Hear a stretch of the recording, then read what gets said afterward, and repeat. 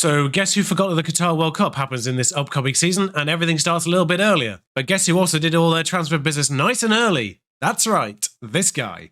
All the ins and outs and the first game of the season coming right up. Starting with a couple of retroactive outs that I kind of forgot about in the second half of the last season. These happened after the deadline day passed in January. Joel Linton went to Dynamo Moscow and Giorgio Shelvey went to China with a permanent deal at the end of the loan.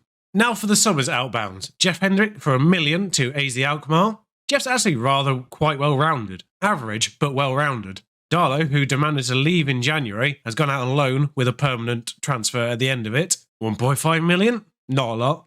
Fabian Schär went for a bargain £750,000 to Fulham. Still not valued that much there though, so poor Fabian, vastly underrated. And Leeds made me an offer I couldn't refuse on Jamal Lewis. Considering that I'd taken my sentimental hat off for Callum Wilson and Martin Dubravka at either end of the pitch, I realised that I'd kind of been idolising Jamal Lewis more than I should have been. He was more of a prospect in previous games, and it's a little bit of a shame to see him so bag average. He's on loan at Leeds. The permanent deal's about 10 million, so it's more than he's worth. The loan itself's worth $1 million, and then the transfer fee's 10 million, so we're getting about 11 million all told, which I think is fantastic value for that price tag and that average rating. And then a confusing one, because you've never seen this person. He was a free transfer at the end of the year. I realised that he definitely wasn't better than Dubravka, so when West Ham came in with a loan offer, I accepted it after much negotiation. I'm getting about 22 to 24 million pounds. I can't remember the precise number. Half of it is in the loan deal, half of it is in the permanent transfer at the end. I'm getting over £1 million a month for this loan, and then about 12 at the end. So I'm getting, effectively, his value, which for a free transfer, free money. Free money, basically. Sorry, Alvaro, I hardly knew ye. Literally. But just in case you don't know this person, he is a free transfer at the end of the first season. Well worth giving an eye to if you're at a club that needs a goalkeeper of this quality. With that in mind, I would like to introduce you to our new first team goalkeeper. That is right. I signed Cohen Casteels. I went back to Wolfsburg and went, I'll have him, thank you. He, in my opinion, is the best value goalkeeper in this game that I've seen so far. He remarkably has the same rough price tag as goalkeepers like Livakovic, who's now 27, by the way. When did he become 27? And I believe he actually had a lower price tag than Chaco last year, who I did consider as well. He's quite good in this year's game too. But I figured we've had Chaco before. Everyone gets Livakovic. Let's get Cohen Casteels in, because this is a shorter term save. He's 30. We're getting this goalkeeper as he's in his prime. 6'6", 17 aerial reach combined with those 16 reflexes, which a lot of people regard as the keyest of all the attributes for goalkeepers. 18 jumping reach.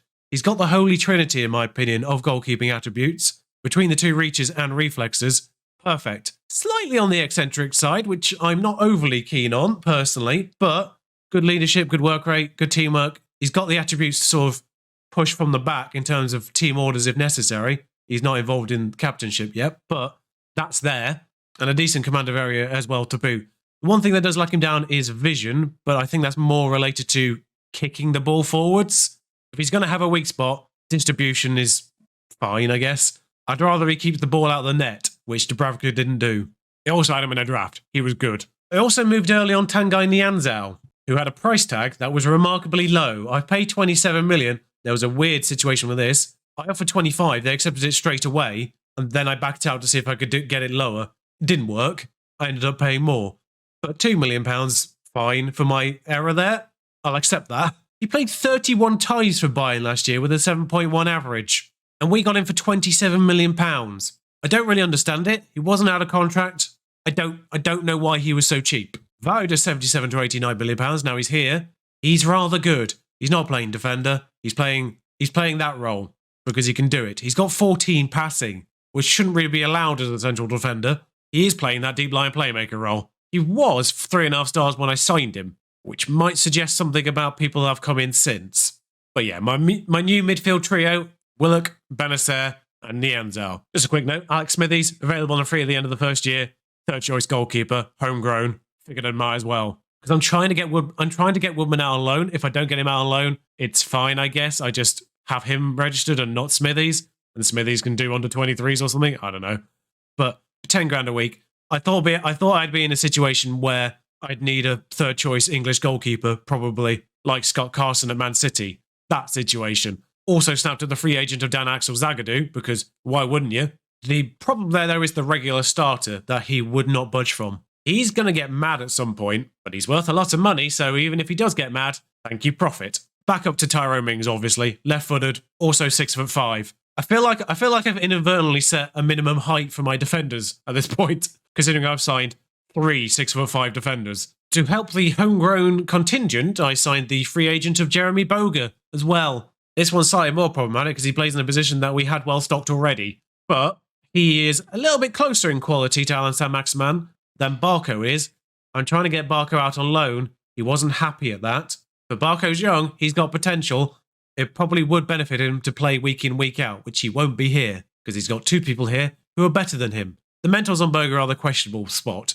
The dribbling, acceleration, pace, technique part, good God. Leeds' offer for Jamal Lewis effectively triggered this situation, because if we're getting £11 million for Jamal Lewis, I can reinvest that and then use what was remaining in my transfer budget at this point. I've skipped a transfer here. This was the last major one I did. This used the entire remainder of my transfer budget. Welcome, Lucas Digne. I feel like I don't need to explain Lucas Digne. He counts towards the homegrown contingent as well at the club because he's settled, which is crucial. Nice little price tag on him now that we've got him here. £81 million he's worth apparently now he's here. We paid Everton £37 million, which is kind of ridiculous when you think about it. He's absurdly well-rounded. 16 crossing, 14 tackling, work rate 17 as well. Stamina's good enough to keep him going all game. And he's pacey enough to get forward and back in time. The only key attribute that is questionable is his marking. That is it. Right. In withholding the biggest transfer of all, I realise he's probably on the thumbnail, and I've kind of built this up unnecessarily now. But, hi Dominic. Welcome back to the channel. You may not be back at your hometown club of Sheffield United now, but you're back with me at least. And that's good enough for me. 6'2", pressing forward is what we need. English as well. I felt like I needed to keep Newcastle's identity of having a English number 9. You know, Alan Shearer went a little bit wayward for a while. Back with Callum Wilson. Dominic is the new one. I love him. He scored 40 goals in his first season when we signed him at Sheffield United. Please to God, can he do that again? 95 grand a week as well. Surprisingly reasonable in his negotiations. But he got 16 goals last year at Everton. 16 goals in real life as well at Everton the year before that. Callum Wilson got 12 and they were mostly penalties. All of Dominic's 16 were regular goals. Just saying. And most importantly of all, he does do the role that we want him to do, pressing forward. Callum's not good at that. Callum's also very annoyed at me for trying to sell him. Just realised I did miss someone. Benjamin Sesko. Stop. It's probably not pronounced that way. There's accents on both S's. But Sesko's my number 2, which is why Callum is out. I realised showing Sesko directly after Dominic Calvert-Lewin kind of explains why I signed Sesko. Sesko was signed well before the end of last season. I actually did it in the middle of a video and cut it out, obviously. You remember that piece of news with the 50 best wonder kids? He came off that list. Another Salzburg product. I've reunited Adeyemi with a friend. But yeah, showing him after Dominic Calvert-Lewin kind of explains it, because he has basically the same spread of attributes as Dominic Calvert-Lewin, just a little bit worse in the mentals and the technicals. That's it. His physicals are basically identical. Also, top role is pressing forward as well. He is Dominic Calvert-Lewin, but 6 years younger, effectively. He's also 2 inches taller, but he's got that jumping reach heading double that I didn't realise Dominic had. So no matter what, we've got a threat from set pieces, no matter who's starting up front. With 6'5" central defenders and 6'2/6'4" strikers, good luck. Good luck at set pieces, everyone. And what that means is, I've not looked at this yet. We're 6th in the predictions. We are tied with Arsenal and Spurs. Oh, yeah, there's been a major transfer. I should mention this. You've probably seen it already. Lewandowski's at Liverpool. He's still only 33. He still has 13 pace and acceleration. I don't like this. I mean, I know he's 33, but they paid £13 million for him. In case you're wondering, by the way, Mbappe went to Real Madrid. I'm not going to lie, I did inquire. Obviously, I didn't get him. By the way, shout out to Brentford, who are predicted 19th. Oh, Fulham didn't get promoted, by the way. It was a travesty. Bournemouth did. They had 20 less points than Fulham, basically, and got promoted from 6th, I think it was. 5th, maybe. But that's the playoffs for you. If you don't win the playoffs, you don't get promoted. Because Tottenham survived, they didn't have a fire sale. Ben Davies went to Manchester City. I don't understand it. Sorry, Bergwijn went to Zenit for 2 million. He's not that bad, is he? I sold Joel Linton for more than that. I mean, 6.57 average rating is horrific, but Blotti was available on free. That's unfortunate. Didn't see that happen. Yeah, Manchester City signed Ben Davies from Tottenham in the most baffling transfer of all. They signed him for the same amount they sold Riyad Mahrez to Liverpool, which is also confusing. But we've got 13th predicted Wolves, who still have Bruno Lage in charge. His personality's model professional. That's nice. West Ham have already smacked Sheffield United in the Tevez derby. Now, there's just been a couple of small tweaks to the system just to get the most out of the players that we've got, effectively. I've just realised I forgot the right-sided player that I've been talking about forever, the one that was coming on a free at the end of the year, Roberto Alvarado. 16 acceleration, 16 agility, 14 pace, crossing, dribbling, first touch, all 14s or better. I like him. He's very well-rounded as a right-sided player with a good left foot. 40 grand a week, valued at 34 million. Free transfer. What's not to like? Which is important to mention because he obviously starts.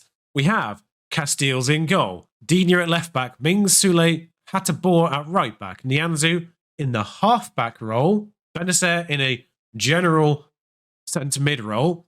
I basically just trust him to know what he's doing at any given point. Willock as the Mazzala role, which is one of his best, Saint-Maximin, Alvarado, and Sesko up front.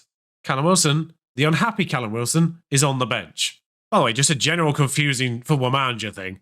I will never understand when players demand to be transfer listed because they feel forced out of a club. Yes, that's what I'm trying to do. Why would I have a problem with this? And Digne is that new, he hasn't got a number, which is unfortunate because I've given out all of the numbers. He's going to take 25. I don't understand why he can't have Jamal Lewis's number. Wolves signed another Portuguese goalkeeper at some point. Jose Sar's moved on and Diogo Costa's come in. Now remember, the board want top half. The media thinks sixth. Well, there's a lovely kit clash going on here because Wolves inexplicably aren't playing in their orange. So it's black and white versus grey. There's a corner. There's the first main highlight. Benacer, Mings. We started as we mean to go on. I love this corner tactic. It does seem to work. Mings there, jumping. He was joined with a relatively tall defender, I think, there. But Mings got the ball. So one thing I like about that corner tactic is it's not exploiting someone not jumping like the AI does with every back post. I'm intrigued to see how Everton do without two of their key players this year, by the way. Castile saves a header from the back post from a set piece there. See, if the AI have got something that they're just reliably going to get goals from, why can't I? Sesko's got the end of this ball that was just punted up from Castile. Sesko, where's he going? He's gone back to Willock. That's somehow been blocked. Sesko, buddy, take the shot yourself. You're the striker. So Hateboer plays it short to Willock here. Soulé. Hateboer. All the way back to Castiles. Mings. Mings coming forward. Mings going alarmingly far forward, but Sesko's punted it into the back of the net. And that on day one of the season is a goal and an assist for Tyrone Mings, who takes the ball from the defender position in his own half all the way up to the final third. Lays off for Sesko, takes one touch, smacks him past the goalkeeper. I never once saw that kind of quality from Callum Wilson. All of his goals were either poacher, there was one way around the goalkeeper, and the rest were penalties. So that is quite refreshing to see for me so far. Benacer with a direct free kick, still not scored one of those. Saint-Maximin on a corner. It's going to go near post. Mings is there again. It might be broken. This corner tactic might be broken.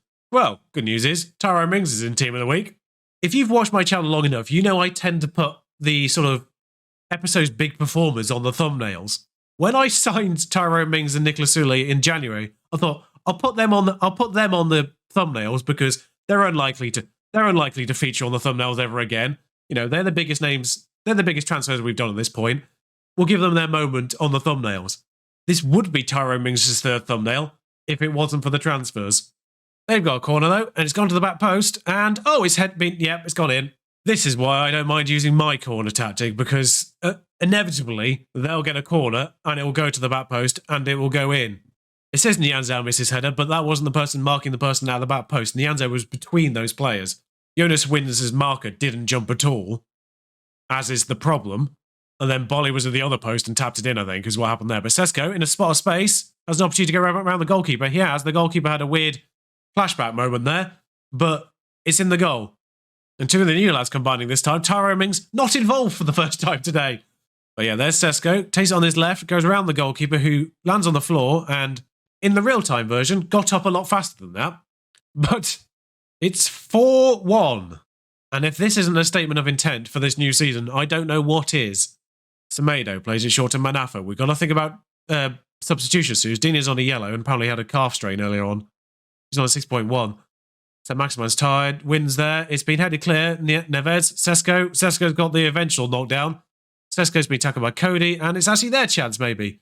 Neto. Back to Manafa. Lovely movement there for Wind, and, well, he flew like the wind. I mean, that's a great move. That's a great move, that. We do have a left-back on the bench, thankfully. Just replaced the two bulk players, Dina and Nianzao. Otavio, one of those replacements, throws the ball to Sesko. He doesn't get to him, of course. I don't know why they ignored nearer players. Still, he's intercepted that wayward pass, though, and Alvarado can try to build, possibly. No, he's gone backwards again. Back out to Hatterborn now, who might play it down the line. He doesn't. Gagliardini through to Willock. Willock to Benacer. To Mings. Mings has the opportunity to play it through again. It's Mings again, by the way. Mings going all the way. He's passed it to Alvarado. That could have been 2 goals, 2 assists for Tyrone Mings. I don't know what's got into Tyrone, but he decided to go wayward. It might be a hat-trick, in fact. It is a hat-trick for Tyrone Mings on day one. Oh, that is a dilemma for the thumbnail. This is a dilemma for the thumbnail. Right. Tyrone Mings might be overpowered, so Maximan's going to come off for a few minutes, because why not? Boga gets an appearance for 5 minutes. It's worth saying we had 11 shots on target in total, which means their goalkeeper will still have a decent rating. Oh no, 6.4. If that's a sign for the season to come, oh, this is going to be an entertaining season. Norwich beat Man UFC. West Brom beat Arsenal. I know some of them haven't played, but Newcastle, West Ham, West Brom, Leeds is a top 4. Oh, is it Hayden for 6 million? Sure. The one thing I don't understand about this transfer window is the Qatar World Cup has moved the games about 2 weeks earlier. The transfer window still closes on August the 31st. We play 7 league games before the window closes. 7. Yeah, worth saying, 2 goals for Sesko on his debut. 2 non-set piece goals for Sesko on his debut. Just realised now the game's ended, I forgot to mention why Dominic wasn't starting. He's out for 2 to 5 weeks with knee ligament problems. You probably spotted it when I was introducing him, but just in case, I've said it out loud now. Sorry, he has a tiny capability as a centre-back. You're right there, Dominic. What happened? How did that occur? But the advantage of that really long gap between now and the transfer window closing is the fact that we get to play a nice bunch of games, and I can bring you back for Manchester City and Brentford when it ends. Manchester City, of course, one of the biggest teams, and Brentford are in-game rivals probably now because we've played them about 7 times already. If you've just joined me for the beginning of this season, that's not an exaggeration. By much. 2 league games, 3 cup games in 1 year. Only beaten them once. They definitely are our in-game rivals so far. So, what do we think? I've run out of money at this point, so there's probably not going to be any more transfers in unless anyone sells for big money out at this point. Callum Wilson, the most likely of those, but I don't really feel like I need to improve any specific position just yet. Could maybe get a backup player, a homegrown backup player, but that's about it, really. Homegrown players are basically just the targets now. Maybe a lone homegrown player just in case. I don't know. But what do you think of the transfers? What do you think about that opening game? Let me know in the comments down below. Like, comment, subscribe, all that jazz. You know the deal by now. Thank you for watching. Until next time, ta-ra.